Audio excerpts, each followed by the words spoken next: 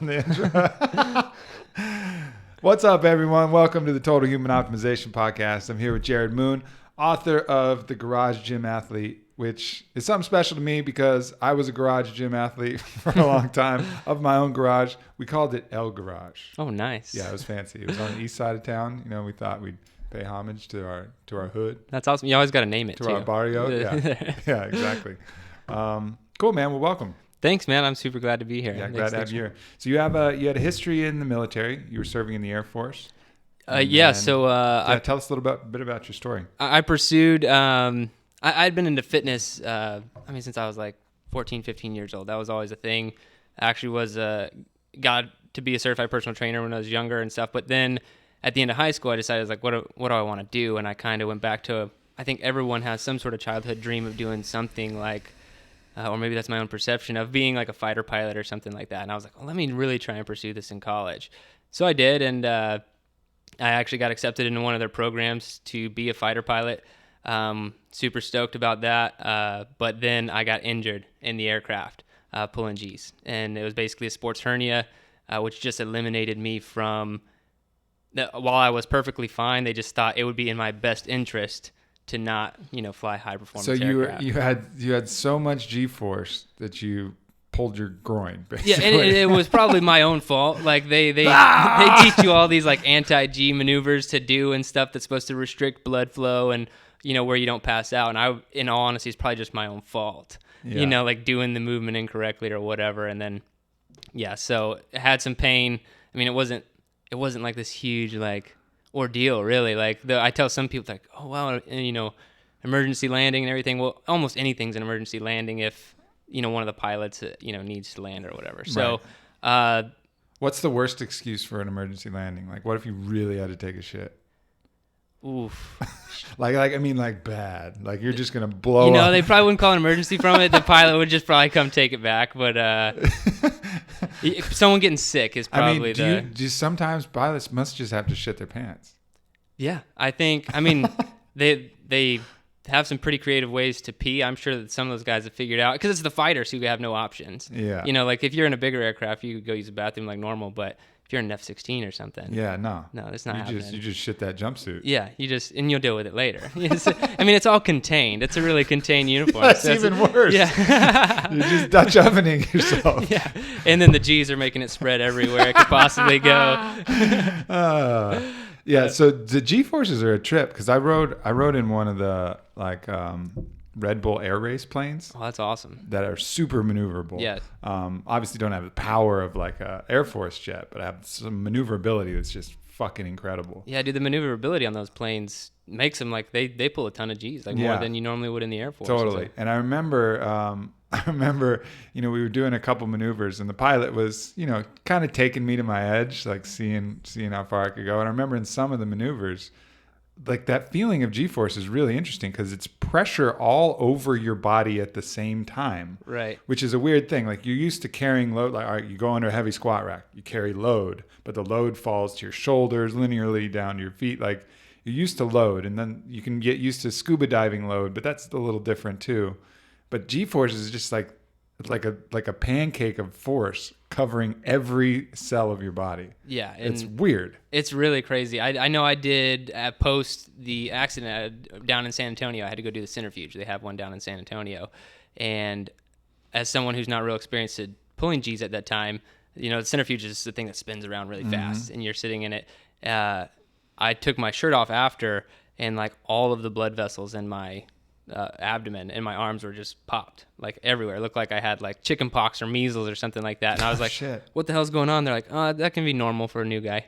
And I was like, okay, no warning at all, and like some of my like my hands and feet were swelling too. So like it can do some pretty crazy things, and it does feel pretty insane. I remember at one point we were pulling G's and I could see my field of vision collapsing and getting smaller. That's what that pilot was looking for too. And smaller. And it's just like this little fucking window I was looking out of. Like all of a sudden I was looking through a cell phone camera instead of my eyes. I mean, that happens to me when I'm squatting sometimes. But yeah, dude, it's It's pretty crazy. And that's probably that you said that pilot was trying to take you to your limit. That's what he wanted to find out. He wanted to find out where can I get Aubrey to pass out or puke on himself. Or... Man, we ended up landing. You know, at a certain point, I just stopped talking because I was so nauseous. And I think he got the idea that, okay, let's land this thing.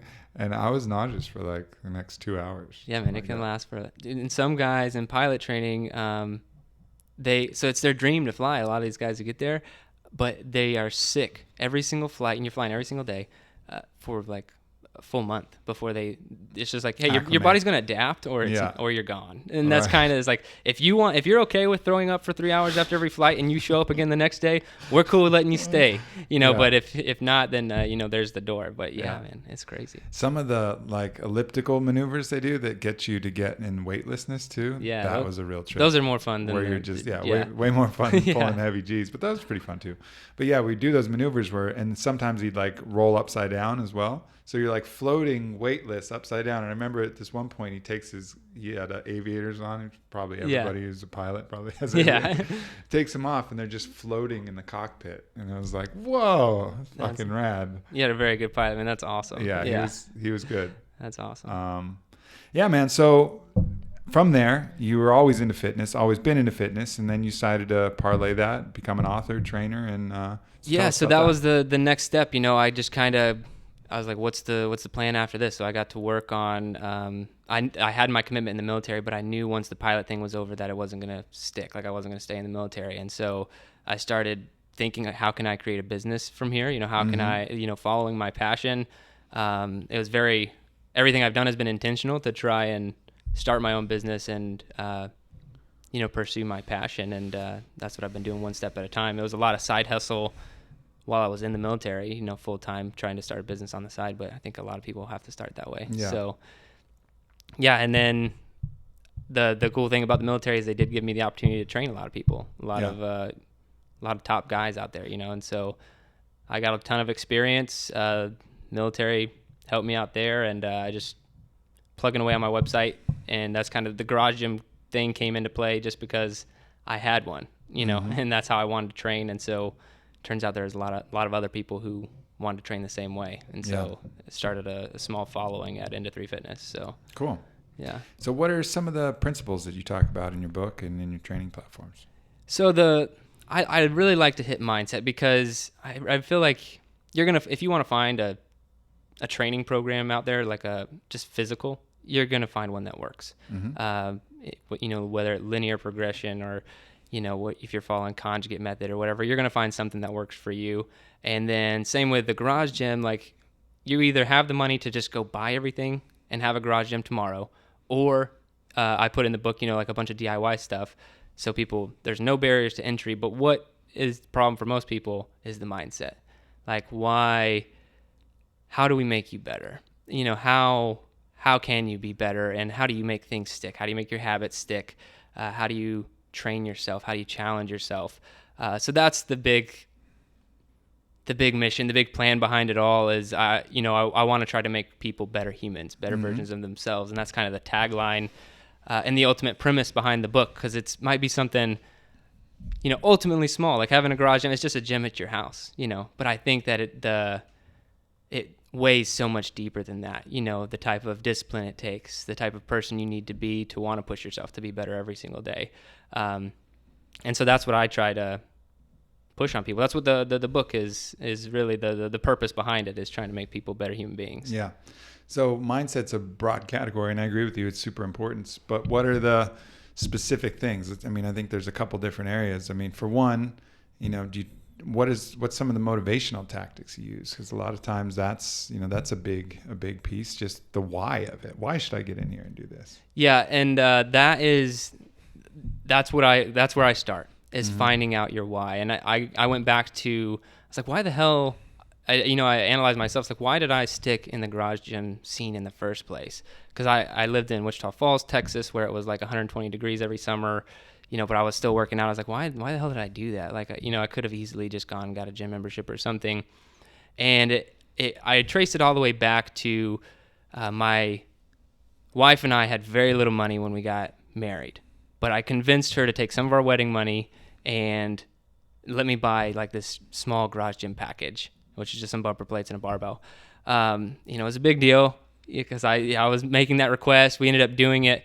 But then I was using the equipment, and what I found out after the fact, I didn't have some grand plan at the time. But the reason I kept using the equipment and I stayed after it is because I didn't want my your wife would have kicked your ass. Basically, I didn't want her to think I was a guy who wasn't like a type of guy who wouldn't stick to what he says he's going to do and stuff. Yeah. And so I recommend everyone doing some self-analysis to find, you're a big why. Like you have to start with why. You have to have the big why. Why are you going to do this? What's going to keep you in the gym day after day? If you live in Minnesota and it's negative 15 degrees, why are you going to get up at 5 a.m. and do this? And that why is going to be different for everybody. And if you have to sit down and do some mind mapping or some soul searching to find that out, that's fine. And it doesn't really matter how long it takes. But I think you have to start there if you want to stick to anything in life, really.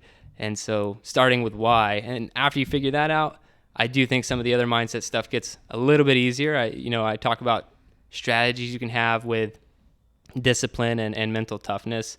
Because a lot of people, they might work out at home, but maybe they don't know how to stick to it. Mm-hmm. So talking about, having like a keystone habit in your life that's going to affect everything else. And that could be something as simple as waking up early for some people. It could be meditation for others. It could be any sort of keystone habit that's going to affect the rest of your life, to make something that you can fall back on, rely on. Yeah. Sets you in the right place. Yeah. Yeah. So Makes sense?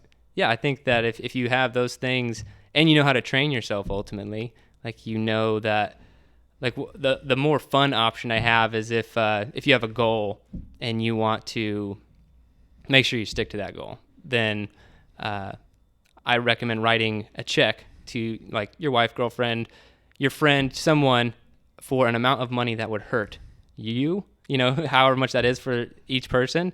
And they have to give it to like a charity you hate, or maybe they can keep it or whatever if you don't meet your goal that you told them that you're going to meet. Mm-hmm. Because some people are driven, by in a negative way.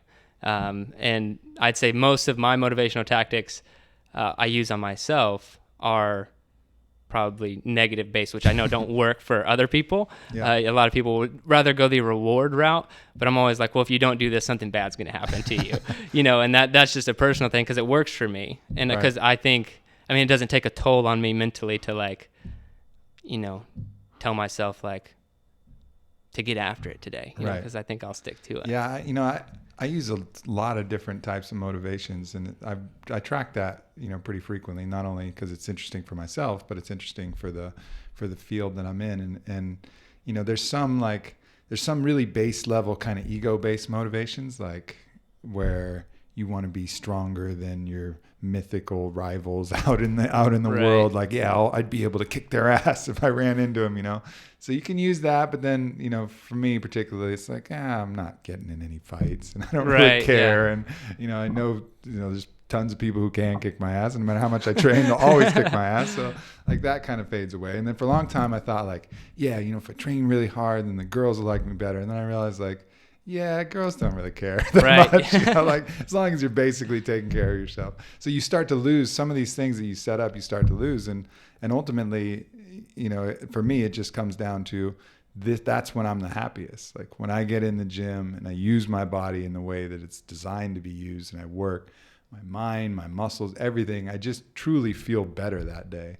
But sometimes that's hard. Sometimes it would be easier to get back to like, think about that asshole that was dating my ex, or like, like one of these other kind of more crude methods that used to motivate me. I remember the most motivated I ever was when I broke up with my girl and she started dating like an NFL football player. And I would look up this dude's combine stats and try to beat him as if like he cared or that mattered. That would make it so all I finally beat his 225 bench test, and I was all yoked out. I'm like, for me, 215 is all big for me because I don't carry any extra weight. And did it like 31 times or something like that. Awesome. And I have short arms too, like really short arms. So I'm like a T-Rex benching. So it's real easy. It's not a lot of movement. So I got an innate advantage. But I did it, and I was like, at some point I was like, what the hell are you doing? Like, It doesn't matter. She doesn't care. He certainly doesn't give a fuck. Like where is that coming from? But man, was I motivated. I was an hour and a half in the gym, Pantera in the headphones. I was giving it hell. And so what works for you now? Well, I like energy in the gym, so I pick times where I go in there where there's other people getting after it. So it doesn't matter what sex really, but obviously a good mix of like savages and pretty girls is like the Nice. optimal environment for me. And if I'm in there in that kind of environment, that's when I tend to be the most motivated. And we also have a leaderboards culture that we're developing here, where we have 24 different trials. Oh, that's and awesome. These trials are 3 trials with each of our implements, including body weight. So kettlebell, mace, sandbag, steel club, suspension trainer, body weight, barbell. So we have all these different methodologies and different tests that last anywhere from 1 minute to 5 minutes. And you get scored based upon that, and you get to see your leaderboard score. And so that kind of allows the natural competitive side of me to get fired up. So yeah, some combination of competition, feeling good, and then the energy and environment of the gym, which it's a little tough if you're working out by yourself in a garage gym. But I remember when I had a garage gym, I would invite people over for training, and you get a couple people in the garage, moving around doing circuits. You can create that energy, pretty quickly. Yeah, I mean, I'm sure like what you've created here at On It, is really high energy when you are in the gym training, and I think you can have a miniature version of that in a garage gym for sure. Because typically, I'd say garage gym athletes are a little bit more motivated to a goal. Than your average gym goer. And so it's really, it always gets me fired up to work with people who are after any type of goal, even if it's not the same goal as me. If I just know that you're a motivated human being and you're getting after it, then I'll train with you. That'd be fun. So. Yeah, it makes a big difference for sure. I remember there were certain times where we'd keep the door closed, like when it was cold, at the garage door closed, and we'd do a combination of like fitness and then like jiu-jitsu. We'd put the mats out on the ground out there. One time we were all rolling and working out for so long that the perspiration hit the ceiling, condensated, and then started raining down. Yep, I've seen that in small spaces before. Like raindrops. We're like, whoa, we got to open the door. This is gross. You guys are really Sweat rain is not anything that I'm interested in. Yeah, don't want to be caught in that storm. But no. That's awesome, dude. Sure. Yeah, I think... the atmosphere. Have you lived in Texas pretty much your whole life, or since high school? Since high school, yeah. I think the guys like I mentioned Minnesota earlier, but I've actually heard stories of people their hands getting like frozen to their barbell. Like I guess a little bit of moisture or whatever, and they stick to it. Ouch. Yeah, and like I mean, there's like the like licking a frozen pole or whatever. Right. You've probably seen on TV or whatever. Same thing's happening to those guys. Are the ones that I'm like, the hell, like because heat in Texas is one thing, because I've been in Texas most of my life, and that I guess we get accustomed to it. Yeah. But the cold, it's just a whole different story. I hate working out in the cold. My teeth start to hurt. Like everything starts to hurt. All of my numbers go down in the winter. Like I get weaker, I get slower, I get fatter, It's just that all happens in the winter, and then the spring and summertime is when my training takes off again. Yeah, I think that's pretty natural. Also, just the pure nutrients you get from the sun, vitamin D, unless you're really supplementing well, that's going to make a big impact on a variety of systems. Such a master nutrient. Yeah. So what are some of the training specific, you talked a bit about mindset, but what are some of the training specific methodologies that you recommend? And so I've done numerous programs over the years, and one of the biggest things that people always come back to, didn't matter if I created an awesome program, it's always comes back to time constraints. People have, most people don't have 2 hours to train every single day or whatever. And so that was the big thing that I put in the book I call it block programming. Mm-hmm. And it's essentially programming workouts in 10-minute blocks. And you get 5 blocks for an hour and 25 blocks for a week. So it'd be 5 training days. And I won't get too much into, breaking all that down, but essentially just hitting up 5 different areas over the course of all 25 blocks in a week. But what that does is it makes sure that, whether that's strength and mobility and prehab work, it could be core work, and then metabolic conditioning, and all of those things spread out over a week. in this block programming, it makes sure that you're hitting everything that you should be hitting, as I view what an athlete should be, and then also B, it makes sure that it is impossible every single day that you walk into a gym to work out more than an hour, if you're following the thing. Because if you get time capped on anything, even if it's a strength movement, it's like, okay, you had 10 minutes to find one rep max, time to move on, something else. Yeah. That's and cool. So that's one of the big things that I think a lot of people are attracted to, is just that mindset. Because I mean, people get busier and busier, and you can either make excuses or you can find a way to be more efficient and get your training done. Yeah. So that's what I'm trying to do for other people, and that's what we talk about in the book, is just being as efficient as you possibly can be. Yeah, I think one of the most important things is that people find all kinds of ways to shrug the responsibility, of actually making the choice to do it. We're so good at rationalizing our way of why we shouldn't do this or why we shouldn't do that. And I think that's why we admire people who don't do that kind of stuff. Like I know, Jocko Willink, who's the Navy SEAL. I don't know if you know who that is. Yeah, very familiar. Yeah. Yeah. And he posts his photo of his Timex every morning, and people are inspired by that because we're not like that. We think about, oh man, 4:45. Well, you see, the thing is, I got this thing, which means I'm going to let myself sleep in this day. But those people who are able to do that, I think it's just really important to have that skill of what I call mental override, where you just know what your objective is and then just decide to do it. You just walk, even if you don't want to, you walk in the gym and then you start moving the iron. It's what Rogan calls conquering your inner bitch. Right. Like just deciding as your higher self that just no matter what's going on, you're going to go and do that thing. And then having, of course, the tools, like all the implements, and then the knowledge, and then the structure.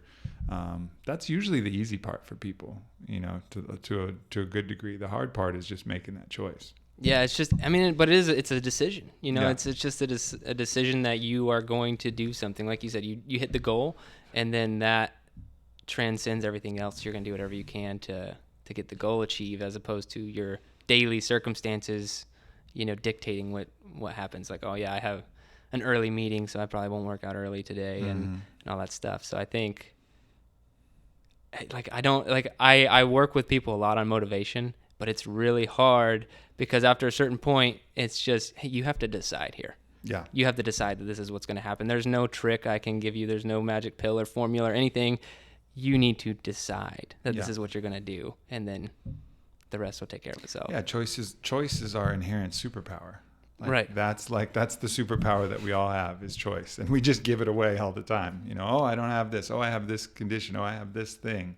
And just surrendering our own inherent power, which is the power of choice. And it doesn't even extend only to fitness. It extends to other things too. I'm scared of heights, so I'm not going to take this hike, or, well, you can make a choice to go walk your pretty ass over to the railing and just look down and just be like, okay, I'm not falling. I'm safe. This is not dangerous. Let's check this out. That's a choice, but people, they'll surrender that by saying, oh, no, I got a fear of heights. Oh, I have a fear of spiders. Oh, I have a fear of this. Well, it's a choice to acknowledge that fear and to overcome it. Really, ultimately, you can just take one step at a time and do it. Same with, it was interesting. Another former soldier, I heard him speak at the MAPS conference, which is the nonprofit organization out in California. And he was talking about giving up opiate addiction.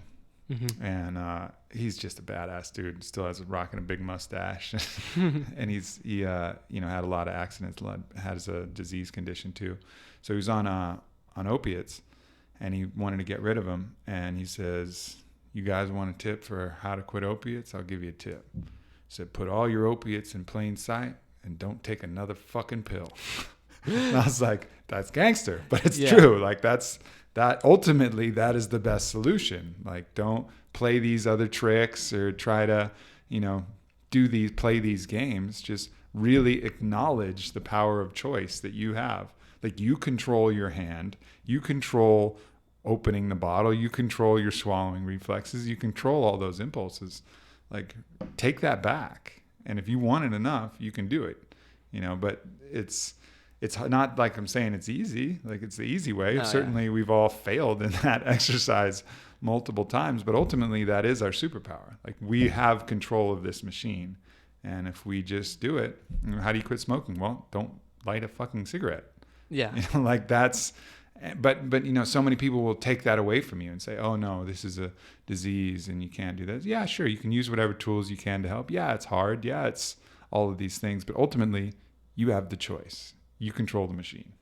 And I learned that lesson just through watching my dad. He, you bring up smoking. I was at an early age. He was a smoker, and he realized that he shouldn't be doing that. Wanted to quit, and I knew even at that age that there were programs and nicotine patches and gum and all this other stuff, and I was wondering what he was going to do, and he did exactly what he was just like. Well, I'm just not going to smoke anymore. Yeah, that's what I'm going to do, and he just quit like cold turkey, and like he's done that over and over with different things in his life. Like he's having some health problems a year or two ago. And the doctor's like, yeah, you need to eat a little bit healthier. And he's like, all right, well, I'll just kick off with like a 14-day juice fast and we'll just eat healthier. It's just like, all right, dude. Like, and so just watching that, he has that switch that I know a lot of people, I know things like that aren't as easy for me, and I don't know if they're easy for him. He never talks about the struggle or anything like that, but it's definitely simple. It's just not easy, and it's cool to see people who can do that, just make that decision and do it. Yeah, no doubt. I think that's one thing that, you can train. I think you can train as part of your ethos, like kind of like the warrior ethos, and if you look back to some kind of classical training methods for the samurai or the Spartans or these great warrior cultures, they would ingrain these things that were just hard rules, like these things that just you didn't even think about anymore. Like if you're a Spartan, you didn't think about retreating, surrender. Like there was just not an option. So it actually shortens the amount of shit that you have to deal with in your mind. Like a lot of the struggle is when you're deciding, should I, shouldn't I, should I, shouldn't I? I don't know. Oh, fuck it. I'm going to do it. Like that discomfort is so much greater than when you just really know that there's no choice. Like you're just not doing it. And then you can quiet all the mental chatter. It's like, oh, it's not an option. And it's like if you're in an uncomfortable position, like you're on an uncomfortable trip or something and there's no opportunity for you to leave, well, then you just make the best of it and you end up laughing. But if it's like every second you're like, man, maybe we should call this short, or maybe we should do this, or you're in a bad spot in a restaurant, but there's absolutely no other tables. Well, you just say, all right, this is our spot. There's no options. But if there's that open table that looks promising, you're like, maybe we should ask them. It's a hassle to move the food. And you go through this whole mental struggle when, so I think it's, if you can add these things to your ethos, just things that you know that you will not violate. It's not up for debate. Mm-hmm. It's your ethos. This is what you do. This is who you are. This is what you do. Not up for debate. Can't be changed. Then I think you can really get a lot more enjoyment out of it and be more effective and productive. Yeah, I forgot who said this, but if it's essentially the same thing that you're saying is that when you run into an issue or something's a challenge, you have it could be an ethos or set of rules or logic essentially that you fall back on, mm-hmm. and you're going to rely on that logic. And then once logic can no longer hold its own in your life, maybe things get too crazy, then it's okay to rely on those emotions maybe to carry you through a mm-hmm. tough time in a good way, and then you just it's a ping pong between logic and emotions to get you through what you need to. So I love that idea of having like an ethos that is just it's written in stone. That's what you do. It's just these things, and you don't want to be too aggressive with it. Too aggressive with it. You got to like build that up and make sure that these are like core principles. Before you take a huge stand on it. I will never have any sugar ever again in my life. Because then once you break it, the whole system is like, well, what is an ethos? What isn't an ethos? But you make your ethos on shit that you can stand by. Right. These are things that under no circumstances, do you violate. And I think that's pretty cool when you can build that. And then the rest of the stuff you can, assess either like a utilitarian, like what's the right action, or, adding the moral component of not only what's the right action, but what's the right motivation for the right action, which I think is an important distinction as well. But yeah, I think the ethos is that kind of backbone. It's that foundational principle, and I think that's something that's pretty key for people to develop if they haven't. Yeah, I think I'd say most people haven't. Yeah, You know? it's not part of our culture, to talk about things like that. Everything now is fairly fluid for people, or even if they have patterns or things they try to do, those habits. I think it just would take a little bit of conscious effort to go one step deeper and just understand those things that you don't violate, and then build upon that rock with shit that's solid.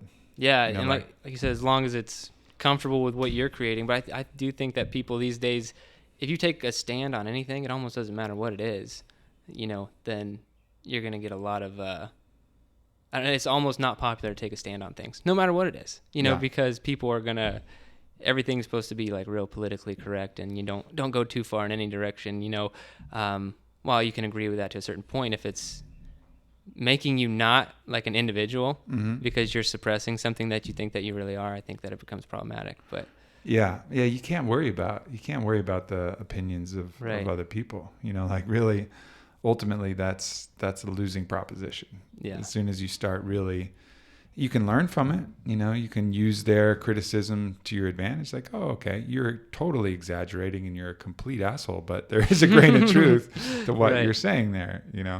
And you just got to get your ego out of the way for that. I think, but it's a funny time we live in, because I can't post a photo of any activity, no matter how recreational. Like, I could be wake surfing or shooting a bow or like hitting a heavy bag. I'm going to get at least 5 to 10 people who are going to critique my form on a clearly recreational activity that I'm doing clearly for fun. Yeah. Like, this is not I'm like not at a pro meet here. Yeah, exactly. It's not my fucking profession, but I'm going to get like 5 tips. Like, oh, bro, you got to do it this way. Like, oh, you're doing this wrong. I was like, all right, guys, here's me just fucking having fun. Like, like, just relax. I don't need coaching tips from the faceless fucking social media. All the internet warriors out there. Yeah, it's like post a picture of me doing a snatch or something. Oh, it's an early arm bend. I'm like, thanks. Like, I really needed the coaching tip. And you might be right, but seriously. Sure. It's not that I'm saying they're wrong. Yeah. It's just like, come on, man. If we're looking for we're not posting it like, hey, anybody who's an expert in snatching, can you come let me know how to do this better? By the way, I claimed that I was perfect at this. Exactly. Yeah. It's funny, but you can't take that. You can't get riled up by that stuff and let any of it bother you. I also can't post a picture of me hitting a bag without some knucklehead being like, I could totally kick your ass, bro. It's like, maybe not. I don't fucking know. Does it matter? Like I really believe that most of the people who can kick my ass don't need to tell me they can kick my ass. Right. Like, Tim Kennedy doesn't come in here and go, I could kill you, motherfucker. Yeah. Like, he doesn't need to say that. I know he can kill me. Like he doesn't need to say that. And but doesn't matter what the game, fists or knives or guns, he wins. Right. And you know what? He's the nicest dude ever. It's a big hug instead. It's the quiet, nice ones that you have to be scared of. Totally. Yeah, it's not the people who like out there, because you project that stuff if you're insecure. All of that comes from a certain insecurity. Oh yeah, I can kick your ass. It's because you're insecure about that fact. If you know it, and I know tons of MMA fighters, they don't say that shit. They don't go around telling random non-fighters they could kick their ass. Yeah. Doesn't make any sense. Yeah, there's no reason. I don't know. I've seen some top guys in jiu-jitsu who just don't. Like I said, the quieter ones are the ones that, because we did a lot of, we just called it combatives. It was nothing like crazy, in the military, but it was always the guy who would be like really quiet and it didn't say much. And I was like, I don't want to F with that guy. Yeah. I know if we get partnered up, and 9 times out of 10, that would be the guy who just kicked my ass on the mat, totally. And so those are the ones. It's not just combatives too. It could be ping pong. Anything. If the guy we're talking about, shit. if we're about that, and it's the guy's like, yeah, I've played a little bit in my day. And then you're like, uh-oh. And then you see him slowly unzipping his paddle case. Okay, you have a paddle case for your yeah. And you're like, uh-oh, this is going to be tough. But the guy like, I'll kick your ass. I know that eventually I'm going to get my frying pan out there and I'm going to beat him without a paddle. Because they're projecting that. They're projecting that too far out. Masters don't need to talk about what they do because it's not in question. It's not something they're concerned with. I completely agree. I actually had the ping pong thing happen to me. I was at like this resort, and this guy was like, "Hey, you want to play?" And something very similar. He had his own paddle. I was already like alert. I was like, okay. He had an accent, and he was like on like the Norwegian Olympic ping pong team or something. I didn't even know ping pong could be played at that level. Yeah. This guy was insane. I don't even think I hit the ball back once. I was like, is this fun for you, man? Like, are you having You a were good just time? shagging balls Yeah, for him. yeah, can I leave now? Like, are you done? Because I'm done over here. So yeah. It's funny seeing people at like a super high level. It doesn't matter what it is. It's always really, really interesting because the game is totally different. Yeah, man, I respect any. If you want to be the master of anything, I know I have something to learn from you. Totally. And so I think it's always awesome to just hang around those people for a little bit and see what I can learn. Mm-hmm. It's really awesome. Yeah, I talk about that a lot. Like anybody who's great at anything, doesn't matter. I'll sit down and have a coffee with them and chat with them, because the process to make them great has made them also an interesting person. So I'm happy because to be great at anything, you have to battle your demons. You have to confront your ego. You have to wield choice. You have to go through. It's like a rite of passage to be truly great at anything. There's a lot of people who are talented, but that doesn't mean you're great. Like great means really applying it to the utmost of your capability. And that's always going to put you face to face with a lot of resistance. And the people who've reliably overcome that are going to be some of the more interesting people I want to hang with for sure. Do you find those people are, like, to put it simply, cooler than most of the just talented people out there? Totally. Yeah. Yeah, because it's a matter of how many times they've had to face their own shadow. And you inevitably have to do that when you're working that furiously, especially on something physical. And it's also good when it has, like, jiu-jitsu is a great one. Like, rarely do you see a really arrogant jiu-jitsu master, because that's pushing you up against your ego and against your shadow all the time, and teaching you humility, on multiple occasions. So, I feel really, really much more comfortable in the company of those people who face those things. And it doesn't have to be sports. It can be, spiritual things as well, Mm-hmm. Facing your own inner demons through meditation and cleansing and these different, psychedelic medicine journeys, whatever it might be that has caused you to come and confront your own shadow. Those are the type of people that you want to deal with, because otherwise the shadow runs rampant and people become erratic and inconsistent because they're getting tugged and pulled by different forces. And just everything's a little squirrelier, Yeah. I think watching anyone pursue something, you talk about battling your demons or resistance. But that's something that I really focus on a lot, and a question I don't know if I'm trying to answer or looking for, but why does that exist? Why is there always that resistance when you're trying to pursue something great? I don't have an answer to that question yet. I don't know if there is an exact answer, but I think what you're saying is for people who face that on a daily basis and do get to greatness, that's really interesting. And, I'd like to know even your opinion on that, what it takes to overcome battling, because everyone knows it's there. Like, if it wasn't, then we'd all just be the most productive people on planet Earth. We'd read books and,